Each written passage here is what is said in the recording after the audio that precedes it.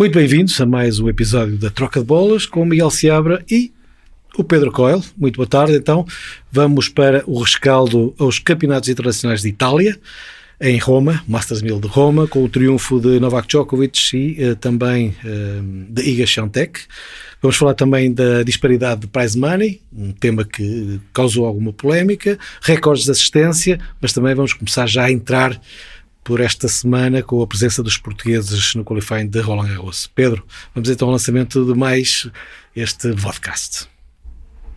É verdade, um torneio de Roma, o terceiro Masters 1000 terra batida da época, terceiro vencedor diferente, o que cria também algumas expectativas para Roland Garros, mas acima de tudo o regresso de Novak Djokovic, o seu quinto torneio do ano, primeiro título do sérvio, parece que está de volta ao seu melhor, e além do título, pelo meio, com aquela vitória nas meias finais sobre o Casper Ruud, tornou-se no quinto jogador a conquistar 1000 vitórias no circuito ATP. Juntou-se ao Big Three, aos outros dois do Big Three, Rafael Nadal e Roger Federer, também a Jimmy Connors e Ivan Lendl.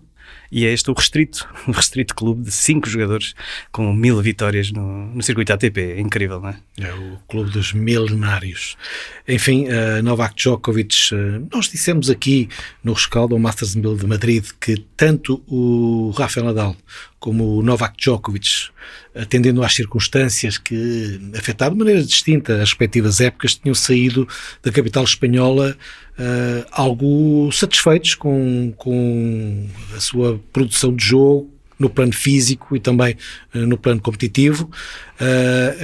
Em Roma tiveram sortes distintas, porque o Rafael Nadal, obviamente, não conseguiu defender as suas chances da melhor maneira diante do Denis Shapovalov, que já há um ano tinha causado enormes problemas e tido match points, e o Novak Djokovic saiu da cidade eterna com mais um título, mais um em Roma. Ele que fala tão bem italiano, ele esteve radicado em Itália quando era muito jovem com o Riccardo Piatti e sem perder qualquer set, portanto foi um domínio quase absoluto, praticamente absoluto, e depois de tanto ter falado em Carlitos Alcaraz, Novak Djokovic agora reúne grande favoritismo para revalidar o título em Roland Garros.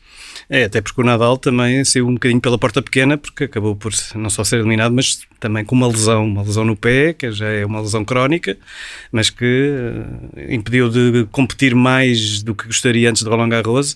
Aliás, acho que esta é a segunda vez apenas na sua carreira que vai chegar a Roland Garros sem conquistar qualquer título em terra batida, no circuito, na gíria europeia, e vai criar realmente, obviamente, grandes expectativas para o que vai fazer em Roland Garros, embora não se possa afastar dos candidatos.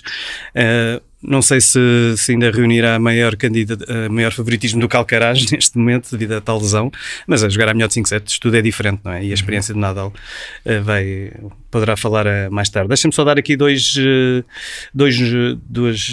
notas curiosas sobre as 1000 vitórias do Novak Djokovic.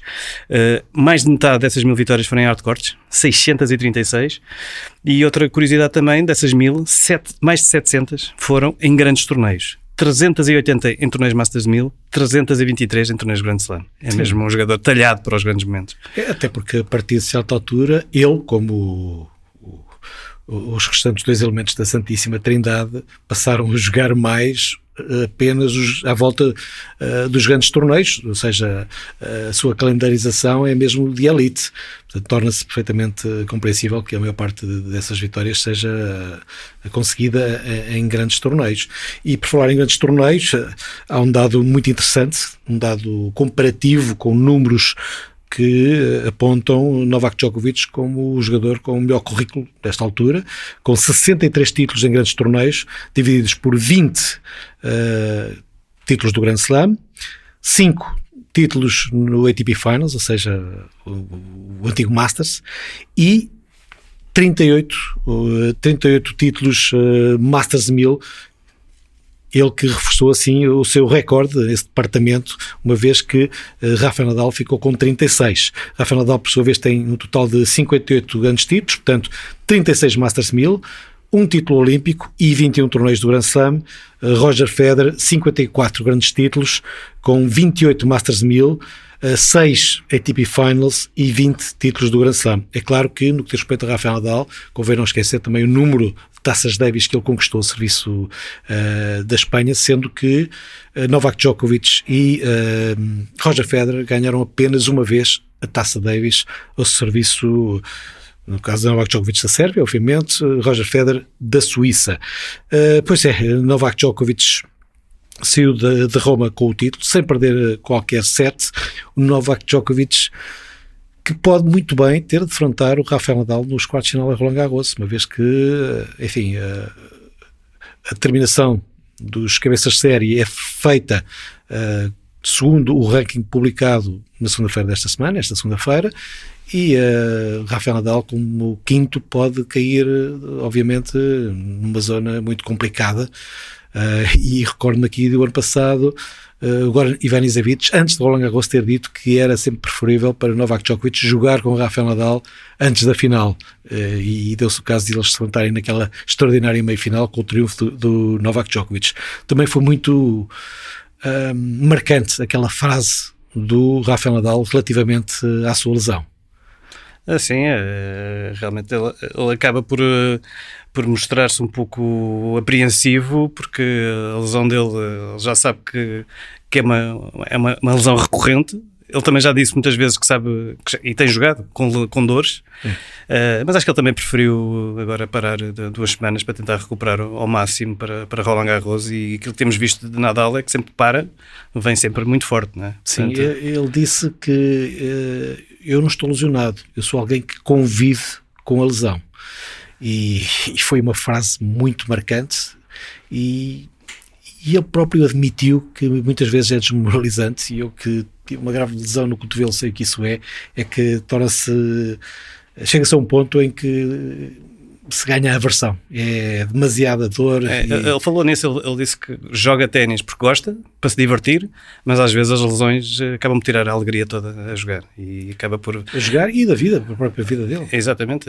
aliás dizem que ele não é operado, aquele problema no pé, porque pode afetar realmente toda a sua carreira, e acho que poderá mesmo impedi-lo de voltar a correr, simplesmente fazer uma pequena corrida. Portanto, enquanto ele quiser estar no circuito, vai ter que conviver com essa lesão, e vamos ver se não haverá outras, porque ele já teve muitas mais, somente nos joelhos, não é?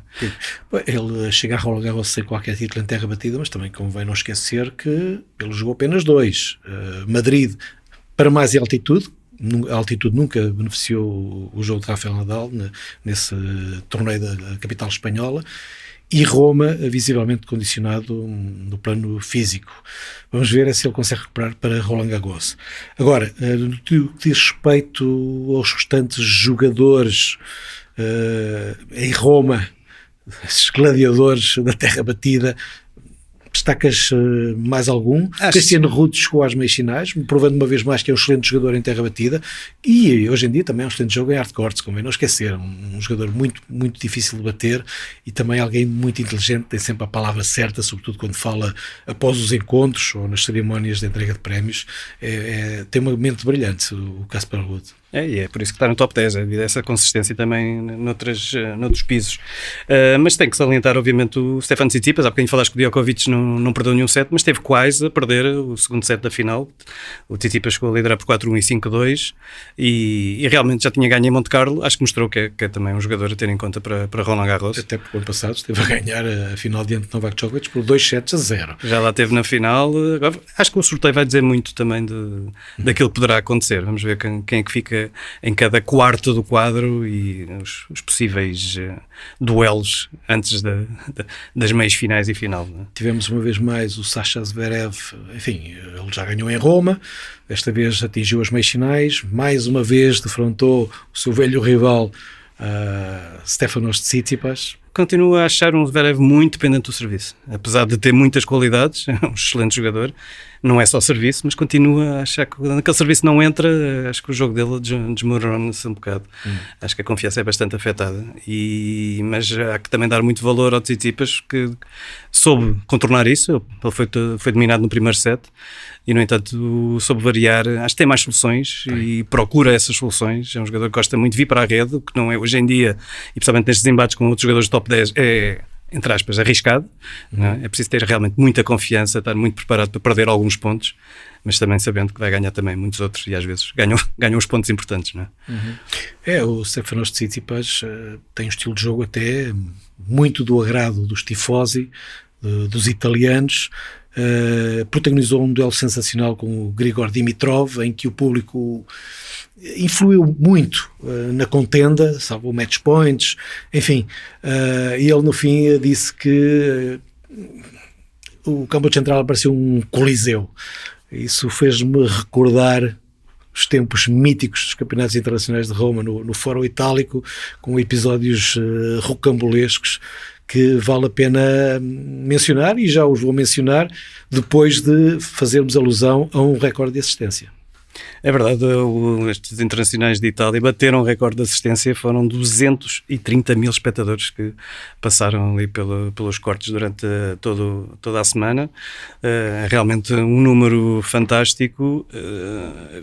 Tu dizias há pouco, antes de começarmos a gravar, realmente acho que há muita gente com fome de ténis, de ver ao vivo. Acho que vimos isso também aqui no Millennium Street Open. Em Madrid também. Acho que realmente aqueles anos da pandemia criaram ainda maior fome de ténis, bom ténis, e acho que também, por outro lado, há cada vez mais bons jogadores. Hoje em dia vê-se muito bons jogadores, muito bons encontros, desde as primeiras rondas. Era o que eu ia frisar, porque vemos os resumos, vemos grandes jogadas prolongadas, muita variação. Hoje em dia está muito na moda o amorti. O amorti tem tido predominância no jogo de alguns dos atuais protagonistas da modalidade, não só no plano masculino como também no feminino, e já vamos abordar a vertente feminina, mas de facto também com as novas incorporações que permitem os jogadores baterem cada vez com mais força e com mais margem para erro, vêem-se jogadas fenomenais e vê-se o público empolgado. E empolgado mesmo que a maior parte do público esteja com o telemóvel ao lado a tirar fotografias ou a recorrer às redes sociais, ou seja, não completamente focados, mas há mesmo essa fome de bola por parte dos espectadores. E em Itália os tifosi são um público muito especial. Naqueles livros do Asterix da nossa juventude havia aquela célebre frase: estes romanos são loucos, e há histórias extraordinárias associadas ao Open de Roma, ao Campeonato Internacional de Itália. Já vamos passar em revista algumas dessas histórias, porque vale a pena. Só falar de outros dois nomes e também entrar um bocadinho nisto que estavas a dizer. O Stan Wawrinka ganhou 2 rondas em Roma, também parece que está a querer voltar ao seu melhor. Teve o azar de enfrentar Djokovic, 6-2, 6-2 para o sérvio. Mas ao contrário, o do Dominic Thiem ainda não conseguiu ganhar um encontro neste regresso, e esse foi um dos encontros que eu também vi e que achei que foi um dos melhores encontros, com o público totalmente dentro. É um facto que estava a jogar o Fabio Fognini, também é um jogador que ninguém fica diferente, ainda para mais os seus compatriotas italianos, mas foram 2 sets fantásticos entre o Thiem e o Fognini. O Fognini levou a melhor. Dominic Thiem está ainda à espera da sua primeira vitória, mas também é daqueles jogadores, pela forma como está a jogar, se ganhar um encontro, se calhar ganha 2 ou 3 de seguida, porque o ténis está lá sem dúvida, e a condição física também.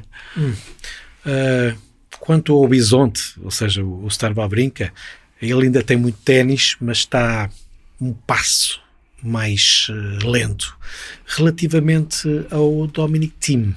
Eu acho que a direita não está a conseguir fazer tanta moça, está a faltar algum top spin extremo que ele tinha, e ele era o jogador que produzia mais rotação de bola, quase a par do Rafael Nadal. Obviamente que se fala muito da esquerda a uma mão do Dominic Thiem, mas ele era muito forte de direita e não está a conseguir tirar o melhor partido da sua direita. Também se viu isso no Millennium Street Open. Aliás, acho que é uma coisa semelhante aos dois. 2 esquerdas a uma mão, grandes esquerdas, sem dúvida, mas aquilo que faz realmente a diferença para definir muitos dos pontos é a direita. Se a direita não funciona, qualquer dos dois fica em grandes dificuldades. E estás a falar do Stan Wawrinka e do Dominic Thiem, obviamente. Pois é, os tifosi, Fórum Itálico. Obviamente, hoje em dia vemos aquele campo central com bancadas muito íngremes, mas trata-se de um estádio relativamente recente, porque o Departamento de Cultura e Património determinou que o antigo Campo Centrale, que hoje em dia é denominado Corte Nicola Pietrangeli, em honra desse grande campeão italiano que venceu não só em Roma, mas também em Roland Garros, e que pela primeira vez não compareceu ao torneio, porque também já tem idade avançada. Temos aquele campo principal com as estátuas de mármore de Carrara, diz-se que é mármore de Carrara, mas esse mármore veio de Vila Viçosa, como a maior parte do mármore de Carrara, há essa circunstância. Essas estátuas estavam tapadas por bancadas amovíveis no antigo Campo Central. E o Departamento da Cultura e Património disse, não, que é bonito é para se ver, embora, enfim, os colossos não sejam propriamente a Vênus de Milo, mas agora é possível ver essas estátuas em todo o seu esplendor, e é curioso o que está por trás dessas estátuas e do Fórum Itálico. E quem está por trás do Fórum Itálico era nada mais nada menos do que Benito Mussolini, porque os campeonatos internacionais de Itália realizavam-se em Milão, e ele, para trazer o maior torneio de ténis para a capital, fez erguer o Fórum Itálico, e então com aquelas estátuas, esses colossos enormes, um pouco à maneira do ideal do super-homem de Nietzsche, que também servia os valores do fascismo e dos nazis, não é? O ideal do super-homem de Nietzsche era algo que estava sempre muito associado ao ideal nazi, e já se sabe que o Hitler não batia bem da bola. Agora, vou-te dizer é que nem batia bem na bola. O Benito Mussolini era um fanático por ténis. Ele tinha o seu treinador e também tinha uma característica muito peculiar. Não se podia bater para a esquerda dele, porque ele tinha uma esquerda muito má. Ele tinha uma boa direita e as pessoas tinham que jogar para a direita dele. E até no seu jogo se viu que Il Duce era de extrema direita. Porque, obviamente, sendo ele fascista, extrema direita, e tinha uma direita bem razoável, era um jogador que não tinha grande toque, mas era muito abnegado. Esse Fórum Itálico, que deve ter sido, saberás melhor que eu, construído à mesma altura do Estádio Olímpico, que fica ao lado, não é? E faz lembrar muitas semelhanças com o nosso Estádio Nacional. Que também exatamente, também é o serviço de arquitetura e o monumentalismo ao serviço dos ideais de um Estado ditatorial, não é? Fizeste muito bem em relembrar o Estádio Nacional e todo esse conjunto de infraestruturas destinadas a elevar também o desporto ao serviço da política, e por isso é que se fala tanto no boicote aos russos em Wimbledon, porque a antiga União Soviética, como a Rússia hoje em dia, também utiliza muito o desporto como bandeira de um país e de um Estado. Mas, de facto, a monumentalidade do Fórum Itálico é sensacional. E há bocado estávamos a falar do Rafael Nadal, e eu notei uma coisa, é que o Campo Centrale não é um campo, no que diz respeito à área que circunda o corte, muito grande. Viu-se diante do Denis Shapovalov, o escardino canadiano, que até tem origem russa, ele abrir muitos ângulos e tantas vezes o Rafael Nadal bater contra os placares laterais, coisa que não acontece em Roland Garros, porque de facto o corte Philippe Chatrier, no que diz respeito à área circundante, é grande. Isso é uma grande diferença. Nem em Madrid, que nós vimos agora há pouco tempo também, está um campo com muito espaço ali à volta. Realmente eu também reparei nesses momentos em que o Nadal estava ali a bater a bola e a cheirar as flores dos canteiros, porque estava realmente encostado. E há bocado falavas também no recorde de assistência. Hoje em dia os campeonatos internacionais de Itália realizam-se em simultâneo no plano masculino e no plano feminino. Durante muito tempo eram em semanas consecutivas, e houve ali um período que, tal como Roland Garros, os melhores jogadores do mundo não iam até Roma, isto num período, sobretudo nos anos 70, em que havia grandes torneios com muito dinheiro nos Estados Unidos. Obviamente, convém recordar aqui o famoso Adriano Panatta, é mítico aquele grito dos tifosi, Adriano, e há uma história muito interessante associada a Adriano Panatta, que era de facto um ídolo, para além de ser, ele parecia um príncipe romano, tinha um excelente visual, um ténis muito elegante, muito habilidoso, vinha para a rede, fazia recordar à sua maneira um pouco o Stefanos Tsitsipas, embora o Stefanos Tsitsipas jogue com mais efeito. E quando o Adriano Panatta já estava um pouco numa fase mais adiantada da sua carreira, obviamente os italianos são sempre italianos, então faziam ali o jeitinho no sorteio, e recordo-me que me contaram que num determinado sorteio saiu um jogador egípcio que era um excelente jogador na altura, o Ismail El Shafai, e eles acharam, ele está a jogar bem, melhor fazemos outra vez o sorteio. E fizeram outra vez, caiu novamente o Ismail El Shafai no sorteio, o Adriano Panatta, que disse, ok, está bem, vamos lá, e acabou por perder. Tinha essa componente, o torneio de Roma, para além do público, e o público ficou famoso por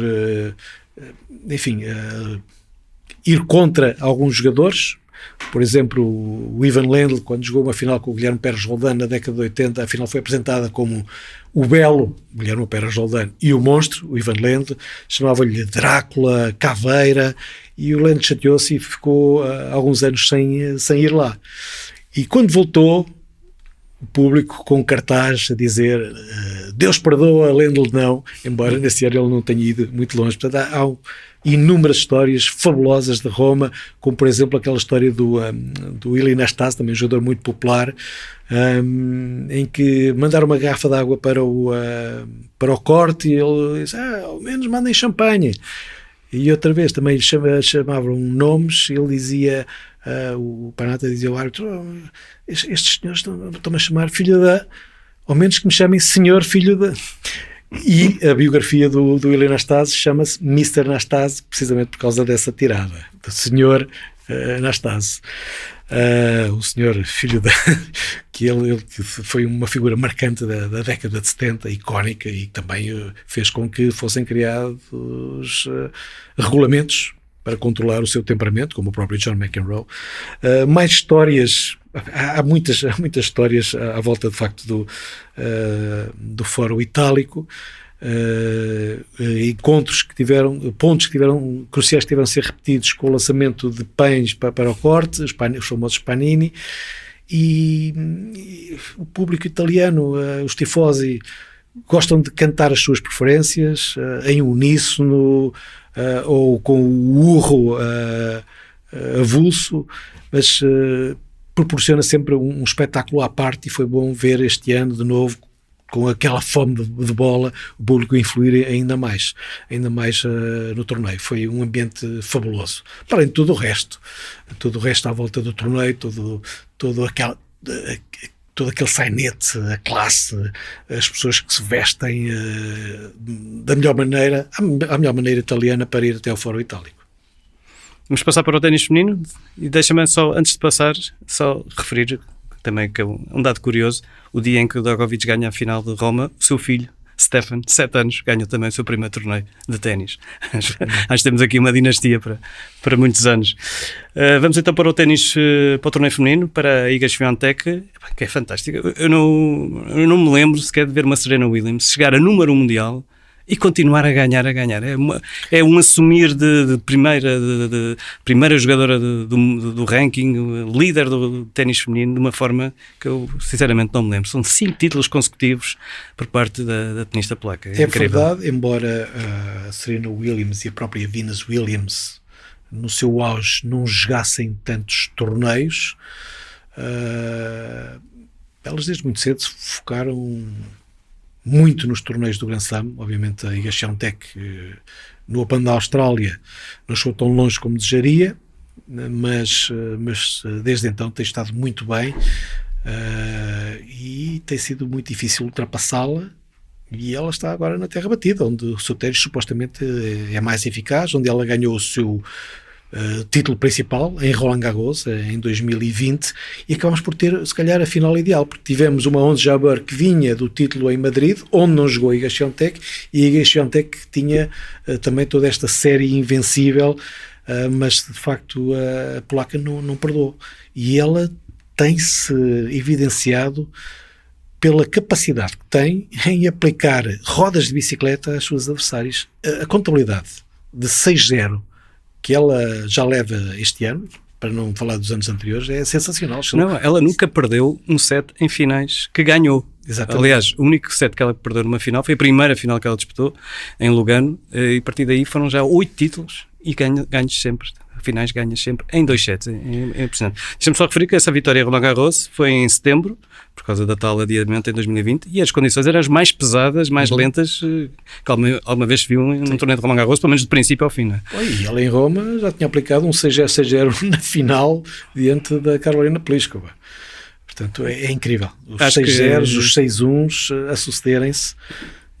Acho que ela é obviamente a candidata número 1 a Roland Garros, mas penso que a Ons Jabeur terá que ser também a número 2, né, na lista de favoritas.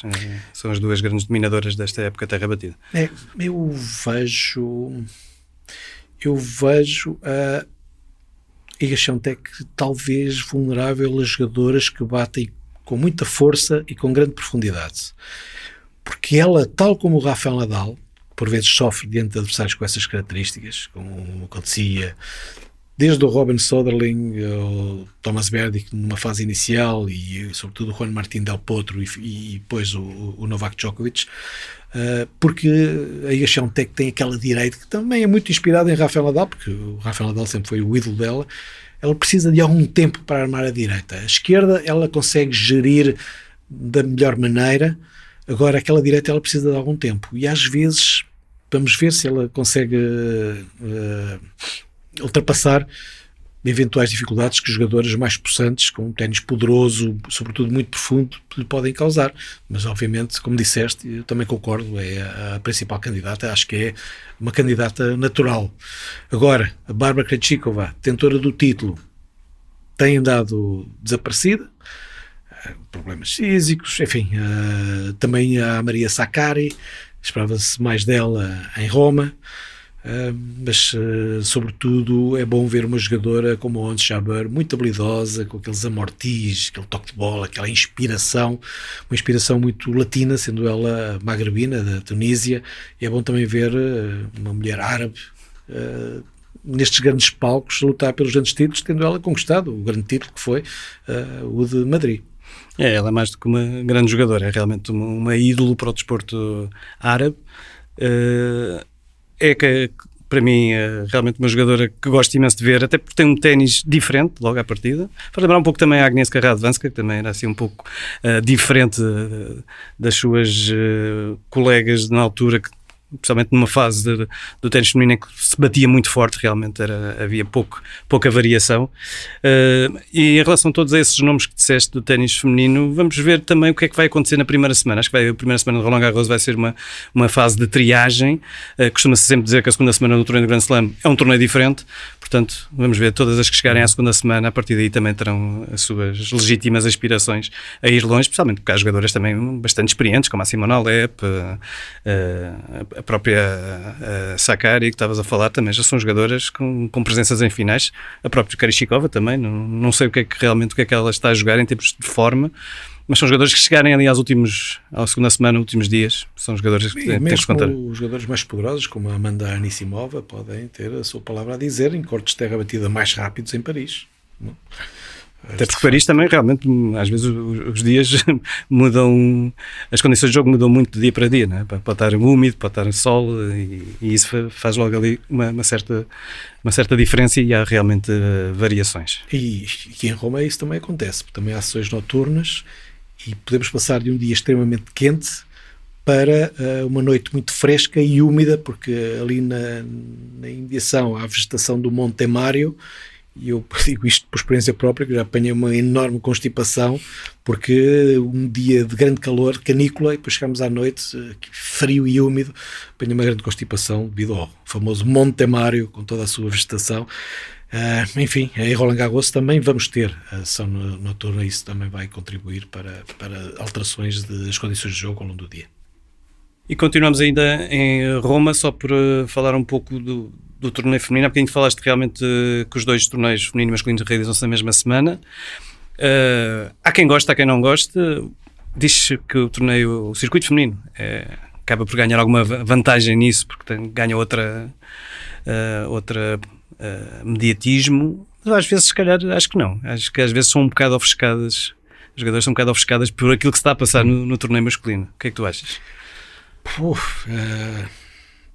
É uma faca de dois gumes, não de dois legumes, como dizia o Jaime Pacheco, mas eu pessoalmente até preferia, como acontecia antes, com uma semana feminina e uma semana masculina em sucessão. Falou-se muito da diferença de prize money. Hoje em dia, com os torneios do Grand Slam, que são os torneios principais, a apresentarem o mesmo prize money para as duas vertentes, é difícil ver um torneio que tem a mesma categoria 1000 para os homens e para as senhoras ter um prize money distinto. Agora, o que acontece é que no circuito feminino, com a alteração da nomenclatura dos seus torneios principais, logo a seguir aos eventos do Grand Slam, obviamente, há torneios 1000 que são mandatory, outros que não são, daí a diferença também relativamente a Madrid. É um bocado difícil de avaliar. Obviamente somos pela igualdade de género e pela igualdade de oportunidades. Um jogador, por exemplo, Roger Federer, dizer às suas filhas, ele tem dois pares de gêmeos, dois pares de rapazes e um par de rapazes e um par de raparigas, dizer às suas filhas: vocês vão ganhar menos dinheiro do que os vossos irmãos, é uma situação delicada. Mas, por exemplo, o Rafael Nadal, também é muito sensível às questões sociais, ele também chamou a atenção para o facto de, há áreas da sociedade em que as mulheres ganham mais. Por exemplo, as manequins. Acho que na patinagem artística as mulheres também são muito mais vedetas do que os homens. É uma questão que tem a ver com o mercado e é muito fácil de justificar essa disparidade com o mercado, mas talvez seja demasiado fácil. É uma questão que é necessário apurar, afinar. Mas as questões de mercado comerciais acho que acabam por falar mais alto. Nós também não podemos sempre esquecer que isto é um desporto, mas é entretenimento e está dependente também dos patrocínios, das audiências, e o que é facto é que o circuito masculino continua a cativar mais patrocínios, cativar mais público do que o feminino. Daí, muitas vezes, o valor dos patrocínios poderem serem mais altos e poderem, assim, permitirem que os prémios também sejam mais altos. Não é? Sim, isso não há dúvida. E relativamente à convivência dos dois circuitos na mesma semana, eu devo dizer que os homens não gostam muito disso. Isto porque um aspecto tem a ver com os campos de treino. É que os homens não se importam de partilhar os campos de treino. As senhoras, elas não partilham, então têm a sua equipa técnica e não pode estar ali mais ninguém. Portanto, há grandes dificuldades em encontrar campos de treino disponíveis quando os torneios são combinados. Isto para dizer que, mais de forma prática, para quem não sabe, muitas vezes vemos 4 jogadores no mesmo corte treinarem, 2 a 2, inclusivamente dois em paralelo, que se vão defrontar a seguir. Em paralelo, mas as senhoras é raríssimo isso acontecer. Claro que isso faz com que nem todos os torneios tenham capacidade para ter um torneio masculino e um feminino ao mesmo tempo. É preciso realmente ter muitos cortes, para além dos balneários e zonas de convívio, que muitas vezes também têm que ser distintas, obviamente. Não só balneários para as senhoras, como para os treinadores das senhoras, tem que ser homens, não é? Já tem que ter outro. Enfim, exige... Isto também vem um bocadinho... responde um bocadinho àquelas perguntas que nós muitas vezes ouvimos de adeptos portugueses, até porque é que não há aqui um torneio feminino também aqui durante o Millennium Steel Open, mas... Só para o circuito feminino são precisos, creio que, 3 balneários, um para as jogadoras, outro para os treinadores e outro para os treinadores. Acho que é o mínimo. Enfim. E também não nos podemos esquecer de um pequeno fenómeno, um pequeno grande fenómeno que se verificou em Roma, na variante de pares com El Peque e El Grande, ou seja, o Diego Schwartzman fez pares com o John Isner. Eles são bons amigos desde que integraram a seleção do resto do mundo na Laver Cup. decidiram inscrever-se por piada e o certo é que chegaram ao final e não andaram longe do título, diante de uma dupla de grandes especialistas, mas aquelas fotografias correram muito. El Peca e El Grande. O Tiago Schwartzman, oficialmente 1,70 m, mas na realidade 1,68 m, e o John Isner com 2,08 m, uma grande diferença. E qual foi o nome que gostaste mais daqueles vários que eu pelo menos vi para batizar essa dupla? Eu ouvi um Isman. Isnerman. Eu pessoalmente, o meu nome preferido era Little John. Era o Little Schwarzman e o Big John. Big John. Little John sabe, tem piada. Mas foi curioso ver realmente como é também a amizade entre estes dois jogadores que acharam piada também juntarem-se num jogo de pares. Realmente perderam por muito pouco. Era interessante terem um título. Por falar em pares... Espera aí, temos que sair de Roma. Ainda não saíste de Roma. Porque... Para concluir a resenha a Roma, vou dizer aqui que os ingleses inventaram o ténis, mas foram os italianos que o humanizaram. Está assim dado o toque de saída do rescaldo do Masters 1000 de Roma. Continuando então a falar de pares, de referir que esta semana está-se a jogar o qualifying do Roland Garros, mas também um torneio ATP de Genebra, onde está o Francisco Cabral a jogar pares ao lado do João Sousa, e hoje ganharam a sua primeira ronda, uma vitória difícil, mas foi uma estreia deste par, que pode ser a dupla da Taça Davis. Né? Diante de dois bons executantes de pares, que também são excelentes jogadores singulares, o Thanasi Kokkinakis, que ganhou o título de pares do Open de Austrália, ao lado do seu grande amigo Nick Kyrgios, e o Alexander Bublik, esse artista que diz que não gosta de jogar em terra batida, mas continua a jogar semana sim, semana sim. O chequezinho está sempre assegurado, quer perca na primeira ou na segunda ronda, enfim, mas é uma dupla interessante, e os portugueses lá conseguiram ganhar in extremis no match tie break.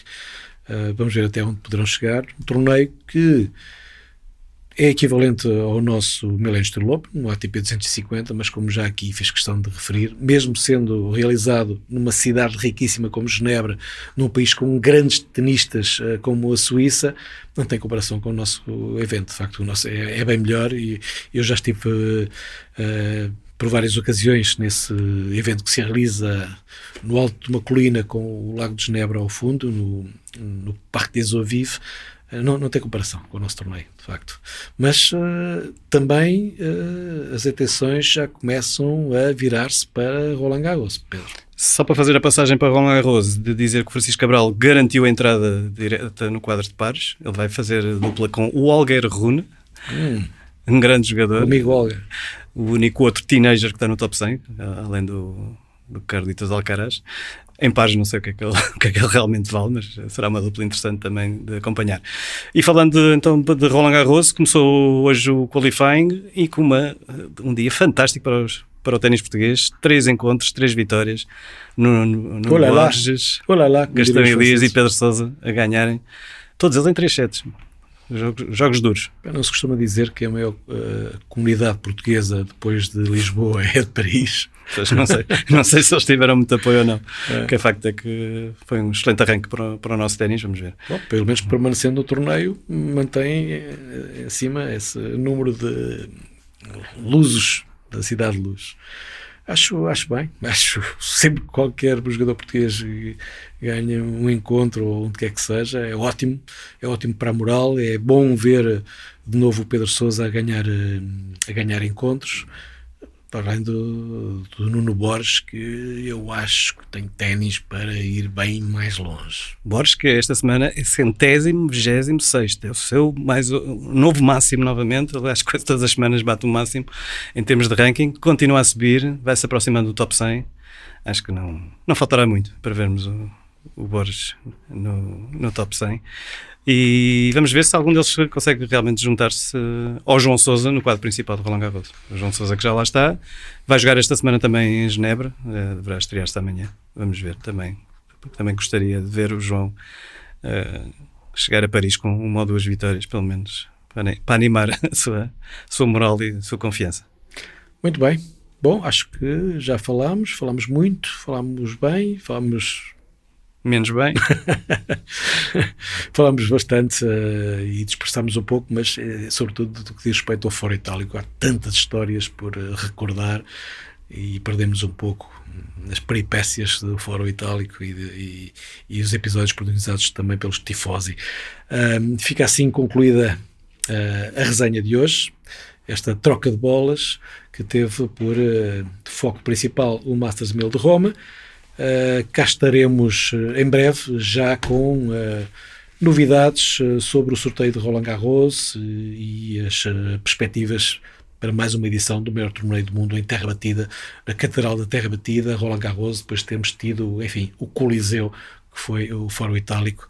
Está na hora das despedidas, então, da minha parte, Miguel Seabra, e também da parte do Pedro Coelho. Até à próxima. Até à próxima. Fiquem bem.